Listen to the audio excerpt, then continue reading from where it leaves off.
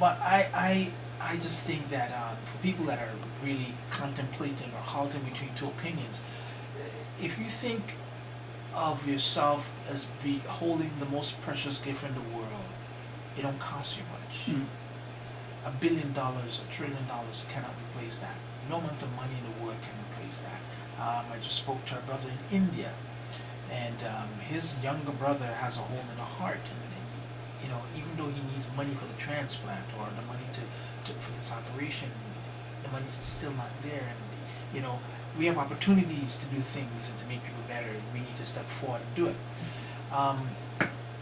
Is it a risk? Of course. Is it painful? Of course. The reward at the end is so gratifying, it's beyond your imagination. To think that you have the opportunity to give somebody else life. It doesn't really have to take a life to give life, but life-giving life. It's like giving birth to a new child. One of my friends says to me, "You found yourself a new baby." It's like, you have a new little girl. I'm like, yeah, it is. I'm excited about it. And somebody asked about the pain. Pain is relative.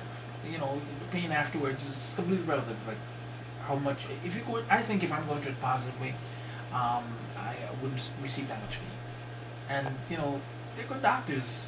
They got a good pain team there, yeah. So I'm not concerned about that, But it's an awesome thing to do, and I just thank God for the opportunity, and I thank you for showing me, to walk alongside me, being a twice recipient. I got one suggestion for you. Next time they put you under that MIR machine, ask them if they can play streamradio.com while you're going under there.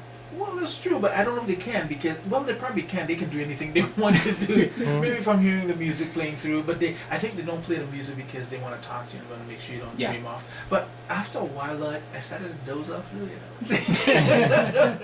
I started to doze off a little bit, like, on the bed. Yeah, go right ahead, Samantha. I wanted to say something to the public, too, in the community, and, there's so many different nationalities living in this GTA by itself.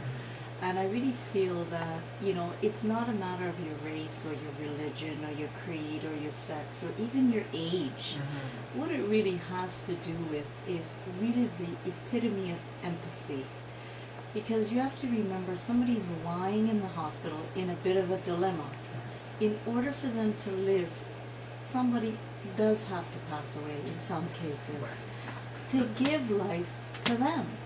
But there's other options which we have, which is what you're doing, Clairmont, and I really feel that is the definition of giving, because you're living and you're helping the living, and the dead is giving life to the living, and this is the way of our future right now, and it really depends on attitude change in order for us to have behavioral change. And we have to raise up the next generation. And this young little girl, Jetta, is going to be a full activist. That's right. And she is going to impact millions of people. It's just a matter of time. But I know, forevermore, hold your peace. She's not gonna hold her peace. Oh no. She's got a very, very, very active. And if you ever see her, she's such a feisty little thing. When I go to see her and I says, "Can I get a hug?" She said no. And can I get a kiss? No. I mean, play with her long enough, I'll eventually get my kiss. But she's so feisty, and I'm telling myself, man, I can't wait to see you running out of here. Having a full, healthy life again. Telling other people of your journey.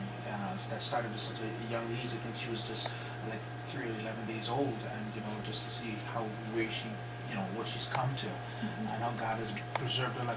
I believe if God has preserved your life, each and every one has a purpose in this lifetime.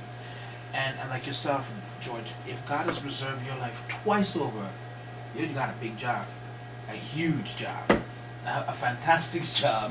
I mean, I probably can't even walk in your shoes, but the point is that God has kept us alive for purposes. And if you're listening, of course, not only are we talking about giving life on the physical sense, we also talk about giving life in the spiritual sense. And your purpose here on earth needs to be fulfilled. Just don't live this life vicariously and not do what you're supposed to do. Live your purpose. Any last words? I know you guys got to run. Any last words? Any one of you? Oh, God bless you, Clairmont. Thank you so much, Sabrina.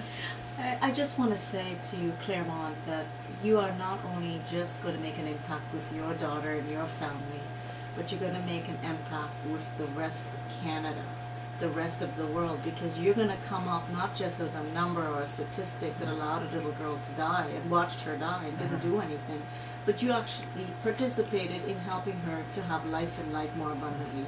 I think that is the most wonderful act of Christianity or any type of religious belief that anyone could really, exempt in their walk or in their journey, because you will never ever be forgotten or be forgotten for what you have done. So I say thank you, my hat's off to you, and to the rest of the Canadians and the world. I say this is what we need to do to help one another. This is the new wave of helping. This is the new wave for change.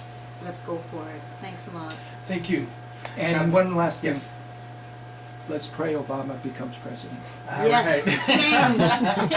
We need change. We need change.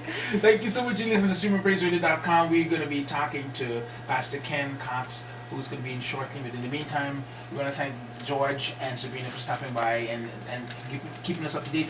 You will be hearing from George again because he has something special in mind, and we'll tell you all about that just closer to the time when that date is going to be.